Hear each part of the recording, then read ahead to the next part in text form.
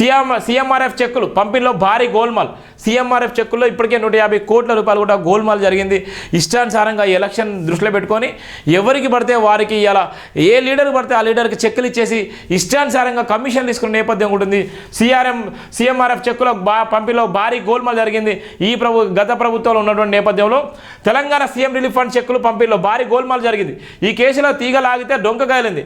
నమ్మలే నిజాలు బయటకు వస్తున్నాయి. ఈ స్కామ్లో పెద్ద పేర్లు కూడా వినిపిస్తున్నాయి. ఈ వారంలో ఆసుపత్రి సిబ్బందితో పాటు ప్రజలు పిఎల్ పాత్ర ఉందని తెలిసింది. కేవలం పిఎల్ఏ ఉన్నారా లేక ఎమ్మెల్యేల పాత్ర కూడా ఉందా అనే కోణంలో విచారిస్తున్నారు. 200 కోట్ల రూపాయలు గోల్మాల్ అయినట్టు అంచనా. తెలంగాణలో మరో కుంభకోణం వెలుగులోకి వచ్చింది. సీఎం రిలీఫ్ ఫండ్ పేరుతో పెద్ద మొత్తంలో అక్రమాలకు పాల్పడినట్లుగా విచారణ జరిగింది.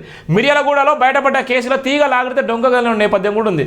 ఇవాళ ఉన్నటువంటి చూడు ఈ ప్రతిదీ కూడా మోసం చేయడం జరిగింది. ప్రతిదీ బీఆర్ఎస్ హయాంలో జరిగినటువంటి అవినీతి ఎక్కడ జరగలేదు. ఏది ముట్టుకున్నా అవినీతి, ఏది చూసుకున్నా కమిషన్, ఏది చూసుకున్నా ఏదో సంబంధాలు, ఏది చూసుకున్నా ఇవాళ ఫామ్ హౌస్ కల్చర్. ఇవాళ ఇష్టానుసారంగా అంటే సామ్యాన్ని ఇష్టానుసారంగా వాడుకొని ఇవాళ ఎంత వాడుకున్నానికి అంత వాడుకున్నట్టుగా ఇలా వాడుకొని వదిలేసిన నేపథ్యం కూడా మనం చూస్తున్నాం.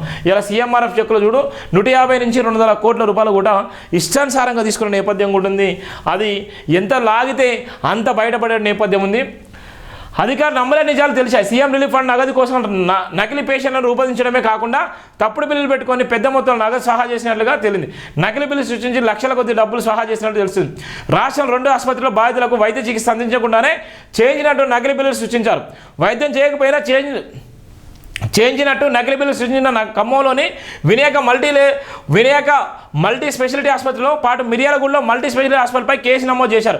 నల్గొండ చెందిన జ్యోతి లక్ష్మి, ధీరావతి శివపై కేసు నమోదు చేశారు. పోలీసులు నిరుపేదలకు ఉచితంగా వైద్య చికిత్సను అందించడం కోసం ఆరోగ్య పథకాలతో పాటు ఇతర సదుపాయాలను కూడా కల్పిస్తున్నాయి.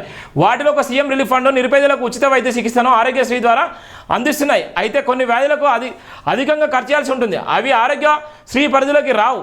అప్పుడు అటువంటి వారికి ఉపయోగపడే మరొక పథకం సీఎం రిలీఫ్ ఫండ్.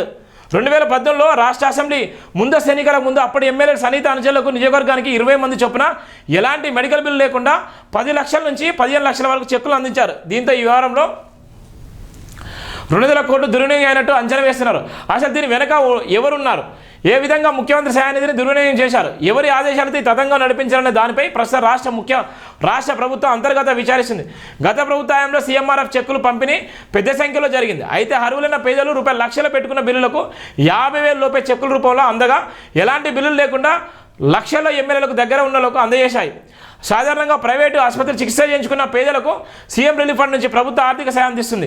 ఇందుకోసం తెల్ల రేషన్ కార్డు ఉన్న పేదలు స్తోమతకు మించి ప్రైవేట్ హాస్పిటల్లో ఖర్చు పెట్టే చికిత్స చేయించుకుంటే అందుకు సంబంధించిన పూర్తి బిల్లును ప్రభుత్వానికి సమర్పించాల్సి ఉంటుంది. ముందుగా బాధితులు ఎమ్మెల్యేలకు దరఖాస్తు చేసుకుంటే వారు సీఎంఓకు పంపుతారు. అక్కడ సీఎంఆర్ఎఫ్ సెలక్షన్ల కమిటీలో పరిశీలించి ఆర్థిక సాయం మంజూరు చేస్తుంది. ఆ తర్వాత 3 లేదా 4 నెలలకు చెక్కులు ఎమ్మెల్యేల చేతుల మీదుగా బాధితులకు అందజేస్తారు. అయితే 2018లో 3,000కు పైగా సీఎంఆర్ఎఫ్ చెక్కులు లక్షలాది రూపాయలు అధికార పార్టీ ఎమ్మెల్యేల దగ్గరకు వెళ్ళాయి. వారు ప్రత్యేకంగా సూచించిన పేర్లకే 10 లక్షలకు 15 లక్షల దాకా సీఎంఆర్ఎఫ్ చెక్కులు అందినట్టు తెలిసింది. వడ్డించేవాడు మనవడైతే అవినీతికి పాల్పడుకునే వాళ్లకు అడ్డదారులు ఎన్నో ఉంటాయి. సీఎం రిలీఫ్ ఫండ్ నుంచి కూడా నొక్కవచ్చని అప్పటి పాలకులు నిరూపించారు. అలా అప్పరంగా డబ్బులు నొక్కేసేందుకు నకిలీ రోగులు సృష్టించడమే కాకుండా తప్పుడు బిల్లు పెట్టుకుంటే కుంభకోణానికి తెరలేపిన నేపథ్యం ఉంది. అయితే సీఎంఆర్ఎఫ్ సంబంధించిన అంశం ఉందో సీఎంఆర్ఎఫ్ సంబంధించిన అంశాన్ని తీసుకొని పెద్ద మొత్తంలో కూడా అవినీతి చేసిన నేపథ్యం ఉంటుంది. పెద్ద మొత్తంలో అవినీతి చేసిన నేపథ్యం కదా. అవినీతితో పాటు 200 కోట్ల రూపాయలు కూడా అడ్డదారిలో ఇలా ఎమ్మెల్యేలు వీళ్ళనిక మంత్రులు పిఏలు కూడా ఇష్టానుసారంగా బీఆర్ఎస్లో ఉన్న నేపథ్యంలో ఇష్టానుసారంగా వాడుకొని ఇష్టానుసారంగా ఆ ప్రజాస్వామ్యం కూడా దుర్వినియోగం చేసుకునే నేపథ్యం ఉంది. సీఎంఆర్ఎఫ్లో కూడా భారీ గోల్మాల్ కూడా చేసిన నేపథ్యం ఉంది. అది జయబింద్ర పత్రికలు రాసినటువంటి ప్రధాన వార్త కూడా ఉంది.